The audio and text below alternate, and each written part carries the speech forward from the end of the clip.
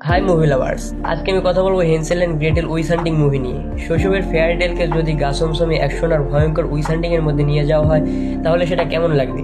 এই মুভিটাই দেয় সেই এক্সপিরিয়েন্স। মুভিটি রিলিজ হয় 2013 সালে। মুভিটা পরিচালনা করেছে টমি উইরকোলা। প্রধান চরিত্রে আছে জেরেমি রেনার এবং জেমা আর্টারটন। সাথে ছিলেন ফেমকে জনসন, যিনি ভিলেন অর্থাৎ উইস চরিত্রে একদম ফাটিয়ে দিয়েছে। গল্পটা শুরু হয় হেন্সেল আর গ্রেটেলকে দিয়ে। শৈশবে তারা এক ডাইনিকে আগুনে পুড়িয়ে মারে। সে থেকে তাদের জীবন পুরো বদলে যায়। বড় হয়ে তারা হয়ে ওঠে পেশাদার উইচ হান্টার। শহরের চারিপাশে বাচ্চারা নিখোঁজ হচ্ছে। হেন্সেল আর গ্রেটেল সেটা তদন্ত করতে গিয়ে খুঁজে পায় ভয়ঙ্কর এক ষড়যন্ত্র। উইচ মুরিয়েল চায় বিশেষ এক রিচুয়ালের মাধ্যমে সব উইচদের অদম্য শক্তি দিতে। হেন্সেল আর গ্রেটেল সেই ষড়যন্ত্র ভাঙতে গিয়ে জানতে পারে নিজেদের পরিবারের সাথে এই ডার্ক সিক্রেট জড়িয়ে আছে। শেষের দিকে হেন্সেল আর গ্রেটেল এক মহাযুদ্ধের মুখোমুখি হয়। প্রচন্ড অ্যাকশন আর থ্রিলের পর তারা মরিয়ালকে হারায় এবং শিশুদের রক্ষা করে। এই মুভিটা আসলে ডার্ক ফেরিটাল অ্যাকশন ফ্যান্টাসি মিশেল। জেরেমি রেনার আর জেমা আর্টারটনের কেমিস্ট্রি বেশ জমে। ভিজুয়াল ইফেক্টগুলো মাঝে মধ্যে ওভার হলেও অ্যাকশন সিকোয়েন্সগুলো দারুণ লাগবে।